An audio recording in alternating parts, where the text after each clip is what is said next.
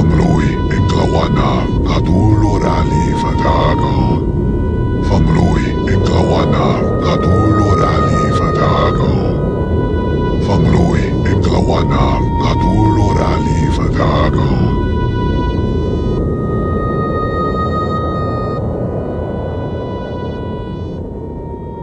Welcome to the 214th of the Cthulhu podcasts. I'm Felbrick. Today we're starting off with the next part of Mr. Standfast, Chapter 12, and then we'll have a musical number and then get back to the next story in The King in Yellow. Let's get started. Part 2, Chapter 12. I Become a Combatant Once More. I returned to France on the 13th of September, and took over my old brigade on the 19th of the same month. We were shoved in at the Polygon Wood on the 26th, and after 4 days got so badly mauled that we were brought out to refit. On the 7th of October, much to my surprise, I was given command of a division, and was on the fringes of the Ypres fighting during the first days of November. From that front we were hurried down to Cambrai in support, but came in only for the last backwash of that singular battle. We held a bit at the St. Quentin sector till just before Christmas, when we had a spell of rest in billets, which endured, so far as I was concerned, until the beginning of January, when I was sent off on the errand which I shall presently relate. That is the brief summary of my military record in the latter part of 1917. I'm not going to enlarge on the fighting. Except for the days of the Polygon Wood, it was neither very severe nor very distinguished, and you'll find it in the history books. What I have to tell you of here is my own personal quest, for all the time I was living with my mind turned two ways. In the morasses of the Hannebeek Flats, in the slimy support lines of Zonnebeke, in the tortured uplands of the Flesqueres, and in many other odd places, I kept worrying at my private conundrum. At night I would lie awake thinking of it, and many a toss I took into shell-holes, and many a time I stepped off the duck-boards because my eyes were on a different landscape. Nobody ever chewed a few wretched clues into such a pulp as I did during those bleak months in Flanders and Picardy. For I had an instinct that the thing was desperately grave, graver even than the battle before me. Russia had gone headlong to the devil, Italy had taken it between the eyes and was still dizzy, and our own prospects were none too bright. The Boche was getting uppish, and with some cause, and I foresaw a rocky time ahead until America could line up with us in the field. It was the chance for the wild birds, and I used to wake in a sweat to think what devilry Ivory might be engineering. I believe I did my proper job reasonably well, but I put in my most savage thinking over the other. I remember how I used to go over every hour of every day from that June night in the Cotswolds until my last meeting with Bullivant in London, trying to find a new bearing. I should probably have got brain fever if I hadn't had to spend most of my days and nights fighting a stiffish battle with a very watchful Hun. That kept my mind balanced, and I dare say it gave me an edge, for during those months I was lucky enough to hit on a better scent than Bullivant and McGillivray and Blenkeron, pulling 1,000 wires in their London offices. I will set down, in order of time, the various incidents in this private quest of mine. The first was my meeting with Georgie Hamilton. It happened just after I rejoined the brigade, when I went down to have a look at our Scots Fusilier battalion. The old brigade had been roughly handled on the 31st of June, and had had to get heavy drafts to come anywhere near strength. The Fusiliers especially were almost a new lot, formed by joining our regiments to the remains of a battalion in another division, and bringing about a dozen officers from the training unit at home. I inspected the men, and my eyes caught sight of a familiar face. I asked his name, and the colonel got it from the sergeant major. It was Lance Corporal George Hamilton. Now, I wanted a new Batman, and I resolved then and there to have my old antagonist. That afternoon he reported to me at brigade headquarters. As I looked at that solid, bandy-legged figure, standing as stiff to attention as a tobacconist's sign, his ugly face hewn out of brown oak, his honest, sullen mouth, and his blue eyes staring into vacancy, I knew I'd got the man I wanted. "Hamilton," I said, "you and I have met before." "Sir?" came the mystified answer. "Look at me, man, and tell me if you don't recognize me. He moved his eyes a fraction in a respectful glance. "Sir, I don't mind of you." "Well, I'll refresh your memory. Do you remember the hall in Newmelin Street, and the meeting there? You had a fight with a man outside and got knocked down?" He made no answer, but his colour deepened. "And a fortnight later, in a public house in Mertown, you saw the same man and gave him the chase of his life?" I could see his mouth set, for visions of the penalties laid down by the King's regulations for striking an officer must have crossed his mind, but he never budged. "Look me in the face, man," I said. "Do you remember me now?" He did as he was bid. "Sir, I mind of you." "Have you nothing more to say?" He cleared his throat. "Sir, I did not ken I was hitting an officer." "Of course you didn't. You did perfectly right. And if the war was over and we were both free men, I would give you a chance of knocking me down here and now. But that's got to wait. When you saw me last, I was serving my country, though you didn't know it. We're serving together now, and you must get your revenge out of the Boche. I'm going to make you my servant, for you and I have a pretty close bond between us. What do you say to that?" This time he looked me full in the face. His troubled eye appraised me and was satisfied. "I'm proud to be your servant, sir," he said. And then out of his chest came a strangled chuckle, and he forgot his discipline. "Losh, but you're the great lad." He recovered himself promptly, saluted, and marched off. The second episode befell during our brief rest after the Polygon Wood, when I'd ridden down the line one afternoon to see a friend in the heavy artillery. I was returning in the drizzle of evening, clanking along the greasy path between the sad poplars, when I struck a Labour company repairing the ravages of a Boche strafe that morning. I wasn't very certain of my road, and asked one of the workers.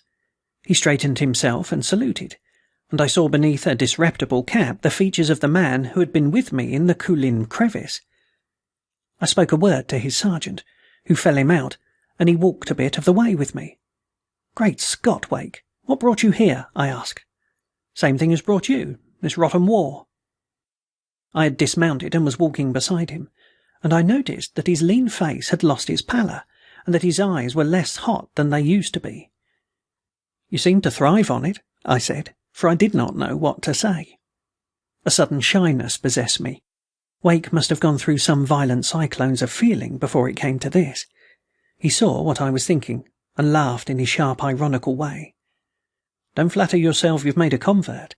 I think as I always thought, but I came to the conclusion that since the fates had made me a government servant, I might as well do my work somewhere less cushioned than a chair in the Home Office." "Oh no, it wasn't a matter of principle. One kind of work's as good as another, and I'm a better clerk than a navvy. With me it was self-indulgence. I wanted fresh air, exercise." I looked at him, mud to the waist, and his hands all blistered and cut with unaccustomed labour. I could realise what his associates must mean to him, and how he would relish the rough tonguing of non-coms. "You're a confounded humbug," I said. "Why on earth didn't you go into an OTC and come out with a commission? They're easy enough to get." "You mistake my case," he said bitterly. "I experienced no sudden conviction about the justice of the war. I stand where I always stood. I'm a non-combatant, and I wanted a change of civilian work. No, it wasn't any idiotic tribunal sent me here. I came of my own free will, and I'm really rather enjoying myself." "It's a rough job for a man like you," I said. "Not so rough as the fellows in the trenches. I watched a battalion marching back today, and they looked like ghosts who had been years in muddy graves. White faces, dazed eyes and leaden feet. Mine's a cushy job. I like it best when the weather's foul. It cheats me into thinking I'm doing my duty."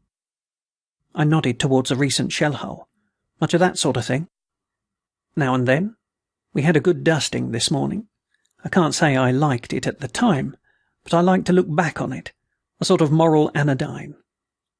I wonder what on earth the rest of your lot make of you. They don't make anything. I'm not remarkable for my bonhomie. They think I'm a prig, which I am. It doesn't amuse me to talk about beer and women, or listen to a gramophone, or grouse about my last meal. But I'm quite content, thank you. Sometimes I get a seat in a corner of the YMCA hut, and I've a book or two. My chief affliction is the Padre. He was up at Keble in my time, and, as one of my colleagues put it, wants to be too bloody helpful. What are you doing, Hanny? I see you're some kind of general. They're pretty thick on the ground here. I'm a sort of general. Soldiering in the salient isn't the softest of jobs, but I don't believe it's as tough as yours is for you. Do you know, Wake, I wish I had you in my brigade. Trained or untrained, you're a dashed stout-hearted fellow. He laughed with a trifle less acidity than usual. Almost thou persuadest me to be combatant. No, thank you. I haven't the courage, and besides there's my jolly old principles. All the same, I'd like to be near you. You're a good chap, and I've had the honour to assist in your education. I must be getting back, or the sergeant will think I've bolted. We shook hands, and the last I saw of him was a figure saluting stiffly in the wet twilight. The third incident was trivial enough, though momentous in its results. Just before I got the division, I had a bout of malaria. We were in support of the salient in very uncomfortable trenches behind Welchshire, and I spent 3 days on my back in a dugout. Outside was a blizzard of rain, and the water now and then came down the stairs through the gas curtain and stood in pools at the bed foot. It wasn't the merriest place to convalesce in, but I was as hard as nails at that time, and by the 3rd day I was beginning to sit up and be bored. I read all my English papers, twice, and a big stack of German ones which I used to have sent up by a friend in the GHQ intelligence, who knew I liked to follow what the Boche was saying. As I dozed and ruminated in the way a man does after fever, I was struck by the tremendous display of one advertisement in the English press. It was a thing called Gussiter's Deep Breathing System, which, according to its promoter, was a cure for every ill, mental, moral, or physical, that man can suffer. Politicians, generals, admirals, and music hall artists all testified to the new life it had opened up for them. I remember wondering what these sportsmen got for their testimonies, and thinking I would write a spoof letter myself to old Gussiter. Then I picked up the German papers, and suddenly my eye caught an advertisement of the same kind in the Frankfurter Zeitung. It was not Gussiter this time, but one Weissmann, and his game was identical: deep breathing.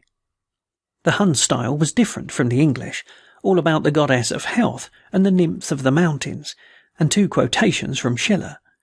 But the principle was the same.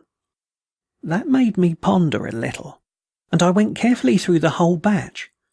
I found the advertisement in the Frankfurter, and in 1 or 2 rather obscure Volkstimes and Volkszeitungs. I found it too in Der Grosse Krieg, the official German propagandist picture paper. They were the same, all but one, and that one had a bold variation, for it contained 4 of the sentences used in the ordinary English advertisement. This struck me as fishy, and I started to write a letter to Macgillivray, pointing out what seemed to be a case of trading with the enemy, and advising him to get on to Mr. Gussiter's financial backing. I thought he might find a Hun syndicate behind him. And then I had another notion, which made me rewrite my letter. I went through the papers again. The English ones, which contained the advertisement, were all good, solid, bellicose organs, the kind of thing no censorship would object to leaving the country. I had before me a small sheaf of pacifist prints, and they had not the advertisement. That might be for reasons of circulation, or it might not. The German papers were either radical or socialist publications, just the opposite of the English lot, except the Grosse Krieg. Now we have a free press, and Germany has, strictly speaking, none. All her journalistic indiscretions are calculated. Therefore, the Boche has no objection to his rags getting to enemy countries. He wants it. He likes to see them quoted in columns headed "Through German Glasses," and made the text of articles showing what a good Democrat he is becoming. As I puzzled over the subject, certain conclusions began to form in my mind. The 4 identical sentences seemed to hint that deep breathing had Boche affiliations. Here was a chance of communicating with the enemy which would defy the argus-eyed gentleman who examined the mails.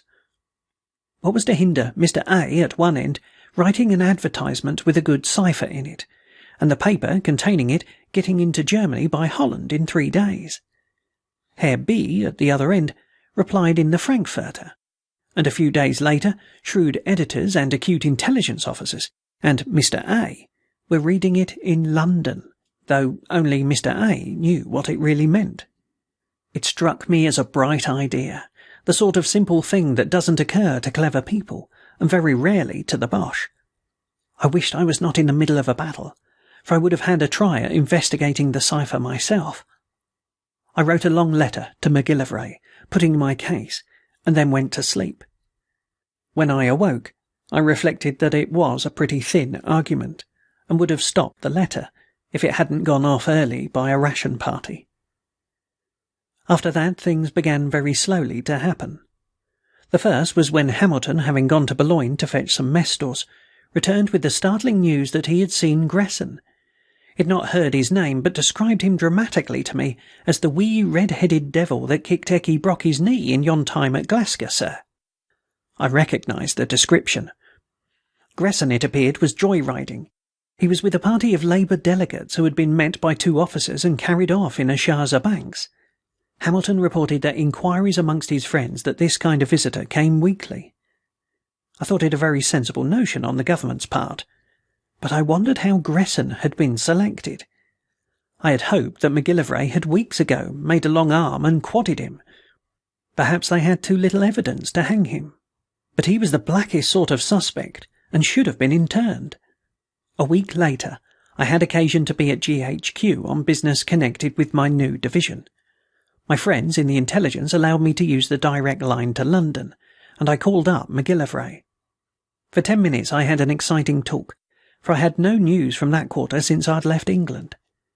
I heard that the Portuguese Jew had escaped, had vanished from his native heather when they went to get him. They had identified him as a German professor of Celtic languages, who had held a chair in a Welsh college, a dangerous fellow, for he was an upright, high-minded, raging fanatic. Against Gresson they had no evidence at all, but he was kept under strict observation. When I asked about his crossing to France, MacGillivray replied that that was part of their scheme. I inquired if the visit had given them any clues, but I never got an answer, for the line had to be cleared at that moment for the War Office. I hunted up the man who had charge of these Labour visits, and made friends with him. Gresson, he said, had been a quiet, well-mannered, and most appreciative guest. He had wept tears on Vimy Ridge, and, strictly against orders, had made a speech to some troops he met on the Arras Road about how British Labour was remembering the army in its prayers, and sweating blood to make guns. On the last day he had had a misadventure, for he got very sick on the road, some kidney trouble that couldn't stand the jolting of the car, and had to be left at a village and picked up by the party on its way back. They found him better, but still shaky. I cross-examined the particular officer in charge about that halt, and learned that Gresson had been left alone in a peasant's cottage, for he said he only needed to lie down. The place was the hamlet of Oucourt, St. Anne. For several weeks that name got stuck in my head.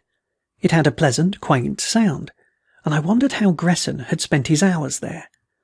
I hunted it up on a map, and promised myself to have a look at it next time we came out to rest, and then I forgot about it until I heard the name mentioned again. On the 23rd of October, I had the bad luck during the tour of my first-line trenches to stop a small shell fragment with my head. It was a close, misty day, and I'd taken off my tin hat to wipe my brow when the thing happened. I got a long, shallow scalp wound, which meant nothing but bled a lot, and as we were not in for any big move, the MO sent me back to a clearing station to have it seen to. I was 3 days in the place, and being perfectly well had leisure to look about me and to reflect, so that I recall that time as a queer, restful interlude in the infernal racket of war. I remember yet how, on my last night, there was a gale that made the lamps swing and flicker, and turned the grey-green canvas walls into a mass of mottled shadows. The floor canvas was muddy from the tramping of many feet, bringing in the constant dribble of casualties from the line. In my tent there was no one very bad at that time, except a boy with his shoulder half blown off by a whiz-bang, who lay in a drugged sleep at the far end. The majority were influenza, bronchitis, and trench fever, waiting to be moved to the base or convalescent and about to return to their units.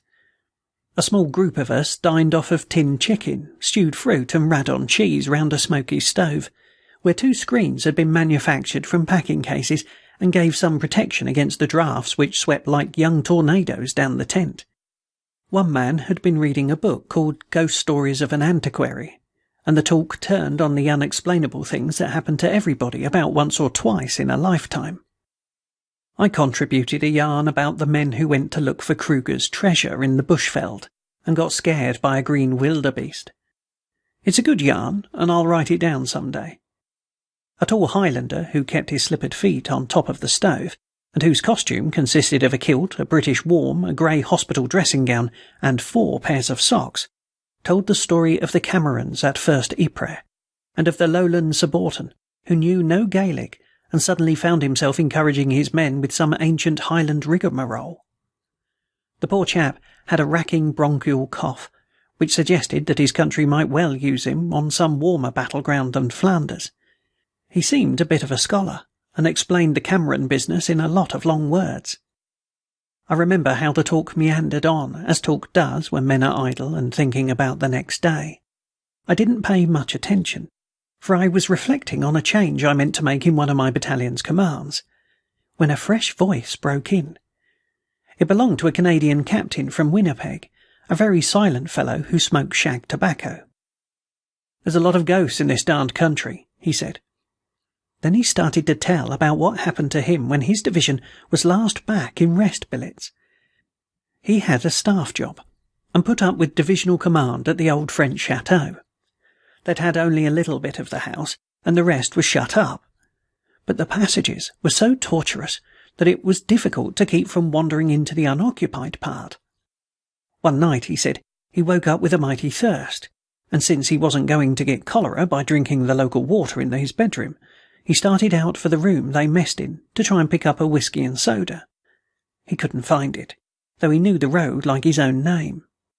He admitted that he might have taken a wrong turning, but he didn't think so. Anyway, he landed in a passage which he had never seen before, and since he had no candle, he tried to retrace his steps.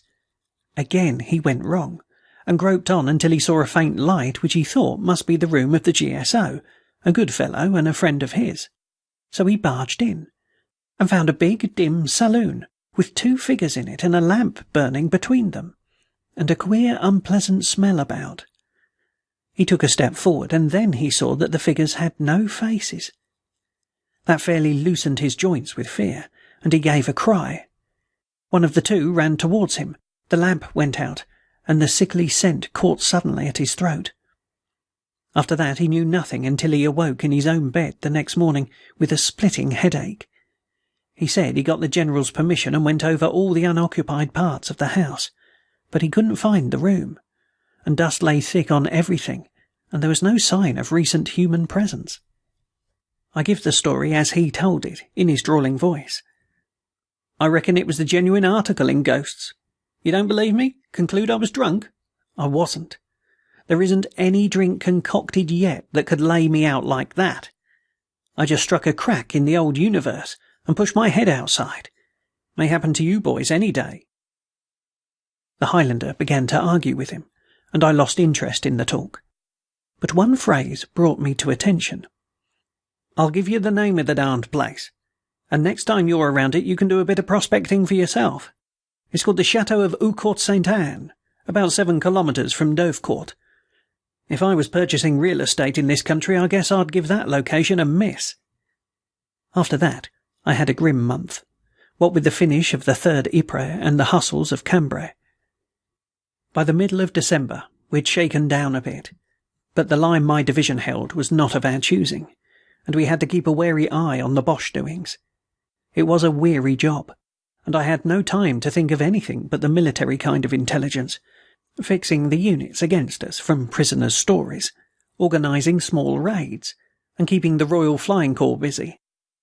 I was keen about the last, and I made several trips myself over the lines with Archie Roylance, who had got his heart's desire and by good luck belonged to the squadron just behind me. I said as little as possible about this, for GHQ did not encourage divisional generals to practice such methods, though there was one famous army commander who made a hobby of them. It was on one of these trips that an incident occurred which brought my spell of waiting on the bigger game to an end. One dull December day, just after luncheon, Archie and I set out to reconnoitre. You know the way that fogs in Picardy seem suddenly to reek out of the ground and envelop the slopes like a shore? That was our luck this time. We'd crossed the lines, flying very high, and received the usual salute of Hun Archies. After a mile or two, the ground seemed to climb up to us, though we hadn't descended, and presently we were in the heart of a cold, clinging mist. We dived for several thousand feet, but the confounded thing grew thicker, and no sort of landmark could be found anywhere. I thought if we went on at this rate, we should hit a tree or a church steeple, and be easy fruit for the enemy. The same thought must have been in Archie's head, for he climbed again, and we got into a mortally cold zone, but the air was no clearer. Thereupon he decided to head for home, and passed me word to work out a compass course on the map. That was easier said than done, but I had a rough notion of the rate we had travelled since we'd crossed the lines, and I knew our original direction, so I did the best I could. On we went for a bit, and then I began to get doubtful. So did Archie. We dropped low down, but we could hear none of that row that's always going on for a mile on each side of the lines. The world was very eerie and deadly still, so still that Archie and I could talk through the speaking tube. "We've mislaid this blamed battle," he shouted. "I think your rotten old compass has soured on us," I replied. We decided that it wouldn't do to change direction, so we held on the same course. I was getting as nervous as a kitten, chiefly owing to the silence. It's not what you expect in the middle of a battlefield. I looked at the compass carefully, and saw that it was really crocked. Archie must have damaged it on a former flight and forgotten to have it changed. He had a very scared face when I pointed this out. "Great God!" he croaked, for he was a fearsome cold. "We're either about Calais or about Paris, or miles the wrong side of the Boche line. What the devil are we to do?" And then, to put the lid on it, his engine went wrong. It was the same performance as on the Yorkshire moors, and seemed to be a speciality of the Shark Gladas type. But this time the end came quick.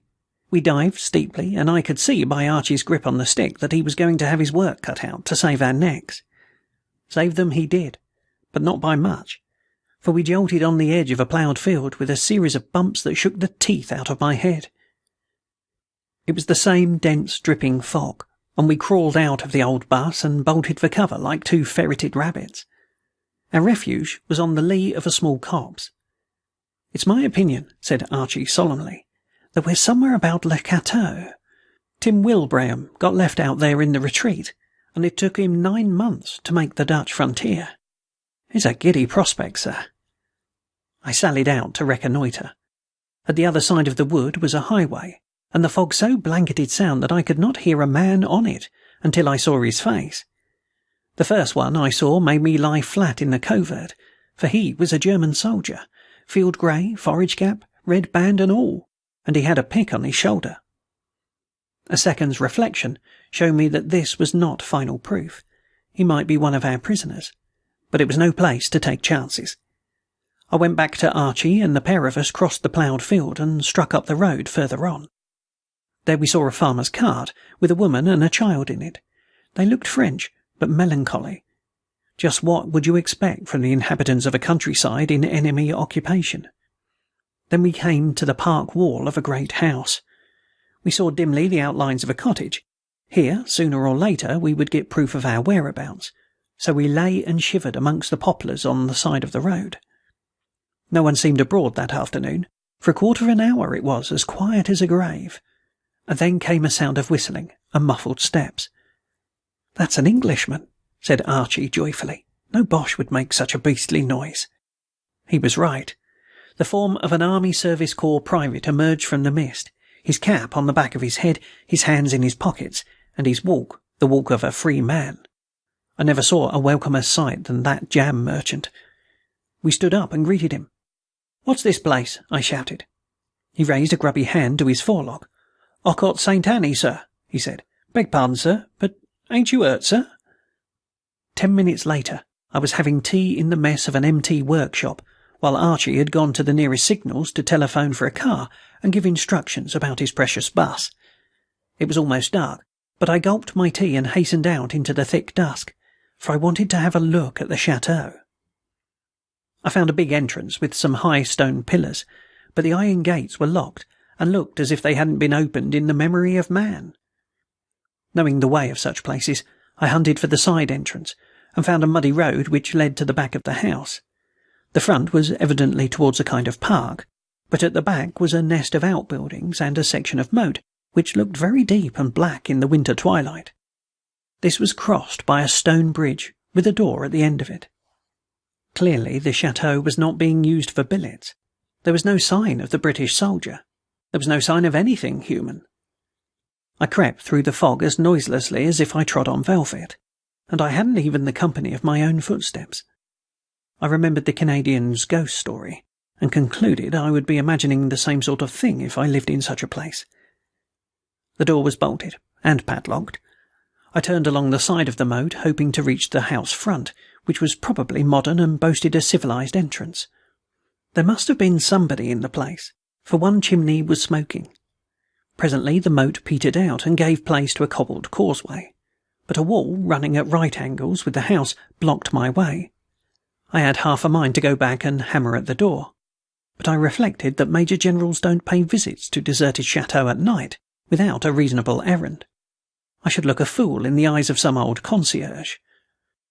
The daylight was almost gone, and I didn't wish to go groping about the house with a candle, but I wanted to see what was beyond the wall, one of those whims that beset the soberest of men.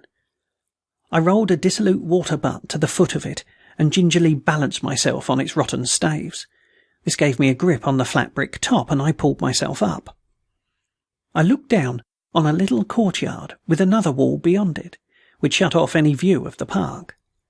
On the right was the chateau, on the left more outbuildings. The whole place was not more than 20 yards each way.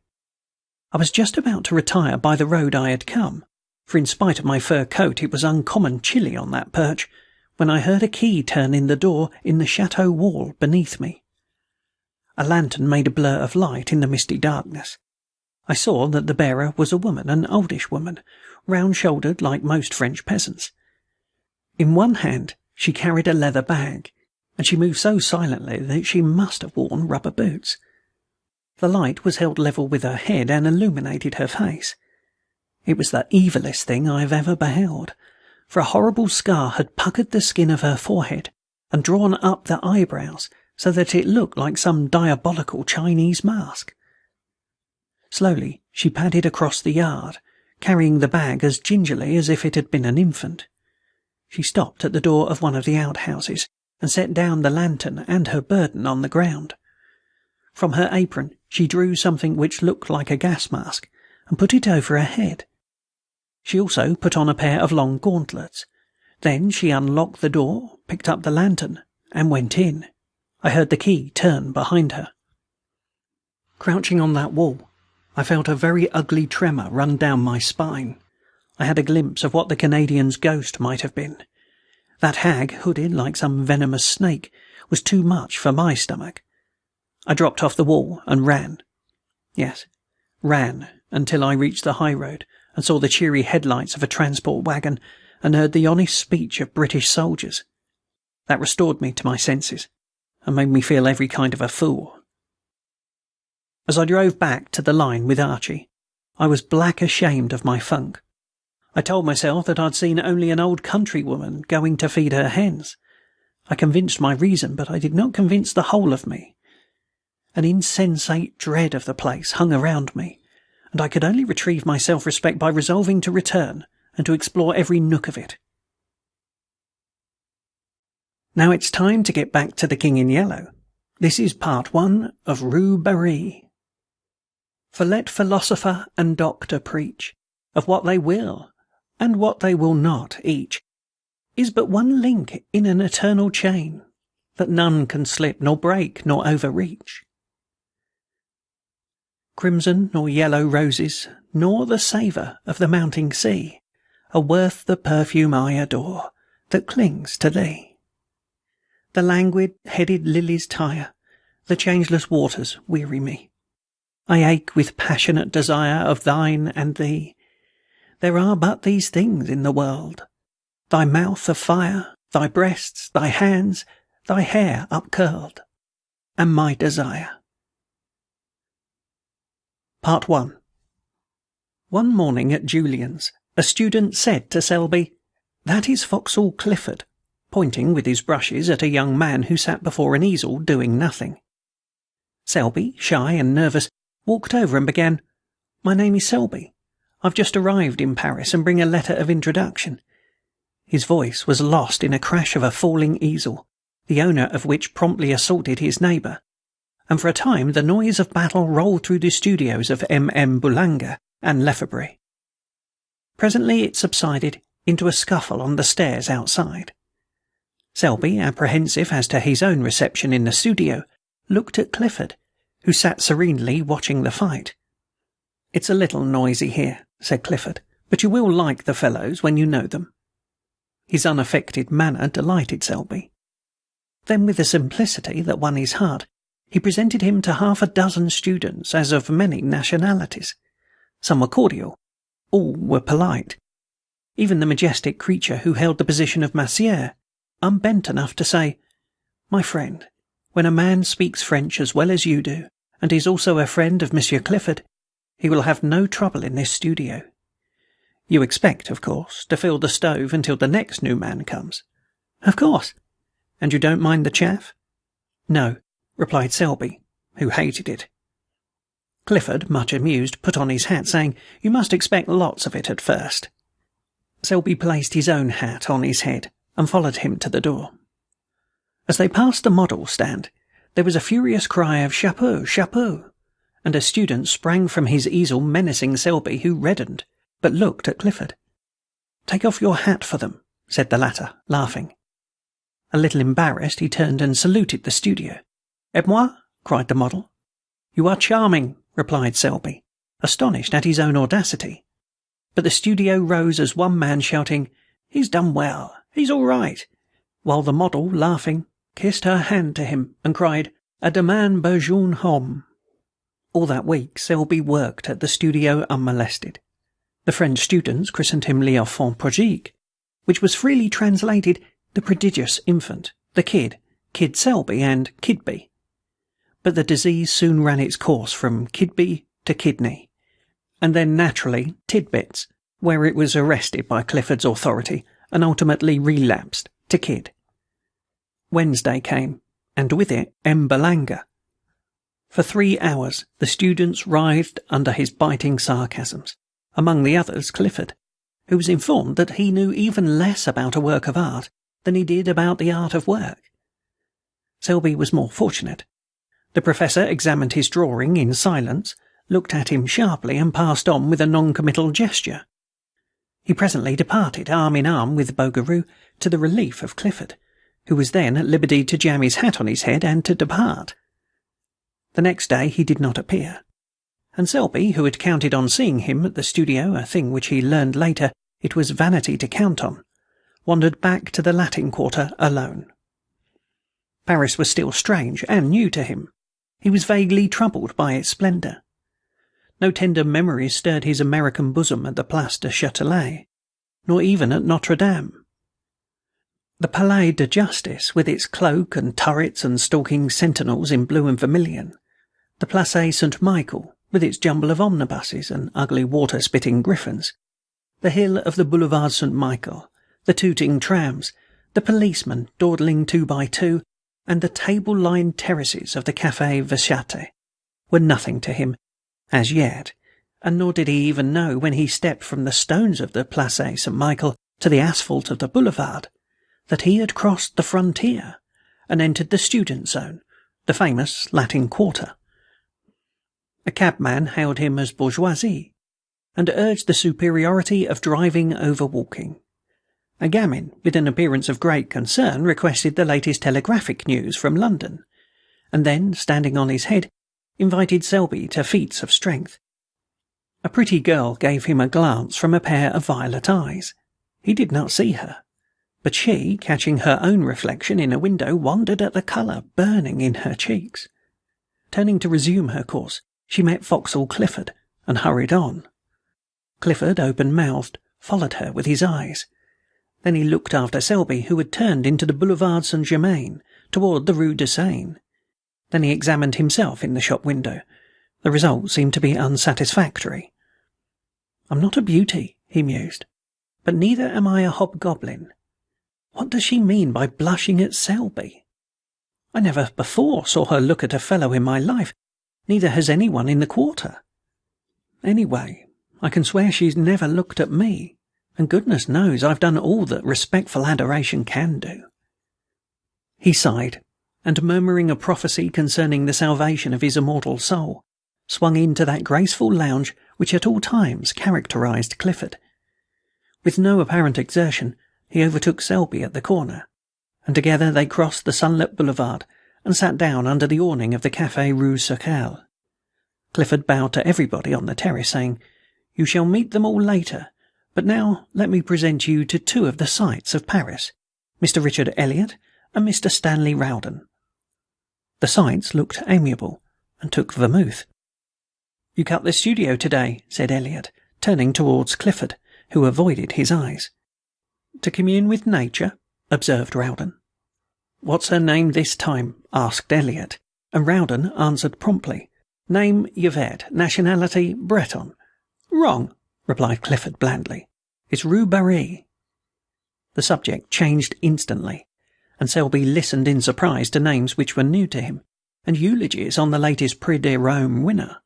He was delighted to hear opinions boldly expressed and points honestly debated, although the vehicle was mostly slang, both English and French. He longed for the time when he too should be plunged into the strife for fame. The bells of Saint-Sulpice struck the hour, and the palace of the Luxembourg answered chime on chime. With a glance at the sun dipping low in the golden dusk behind the Palais Bourbon, they rose, and turning to the east crossed the Boulevard Saint-Germain and sauntered towards the École de Médecine. At the corner a girl passed them, walking hurriedly. Clifford smirked. Elliot and Rowden were agitated, but they all bowed, and without raising her eyes she returned their salute. But Selby, who had lagged behind, fascinated by some gay shop window, looked up to meet two of the bluest eyes he had ever seen. The eyes were dropped in an instant, and the young fellow hastened to overtake the others. "By Jove," he said, "do you fellows know I've just seen the prettiest girl—" An exclamation broke from the trio, gloomy, foreboding, like the chorus in a Greek play. "Rue Barré!" "What?" cried Selby, bewildered. The only answer was a vague gesture from Clifford. 2 hours later, during dinner, Clifford turned to Selby and said, "You want to ask me something, I can tell by the way you fidget about." "Yes, I do," he said, innocently enough. "It's about that girl. Who is she?" In Rowden's smile there was pity. In Elliot's, bitterness. "Her name," said Clifford solemnly, "is unknown to anyone, at least," he added with much conscientiousness, "as far as I can learn. Every fellow in the quarter bows to her, and she returns the salute gravely. But no man has ever been known to obtain more than that. Her profession, judging from the music roll, is that of a pianist. Her residence is in a small and humble street which is kept in a perpetual process of repair by the city authorities. And from the black letters painted on the barrier which defends the street from traffic, she has taken the name by which we know her, Rue Barré. Mr. Rowden, in his imperfect knowledge of the French tongue, called our attention to it as Rue Barry." "I didn't," said Rowden hotly. "And Rue Barry, or Rue Barry, is today an object of adoration to every rapine in the quarter." "We are not rapines," corrected Elliot. "I am not," returned Clifford, "and I beg to call to your attention, Selby, that these two gentlemen have at various and apparently unfortunate moments offered to lay down life and limb at the feet of Rue Barré. The lady possesses a chilling smile, which she uses on such occasions, and," here he became gloomily impressive, "I've been forced to believe that neither the scholarly grace of my friend Elliot nor the buxom beauty of my friend Rowden have touched that heart of ice." Elliot and Rowden, boiling with indignation, cried out, "And you?" "I," said Clifford blandly, "do fear to tread where you rush in." The King in Yellow continues next time. That's all for today. Opening music was provided by Victor Valdez from the Symbol Project. This file is released on an attribution, non-commercial, no derivatives license. So, until next time.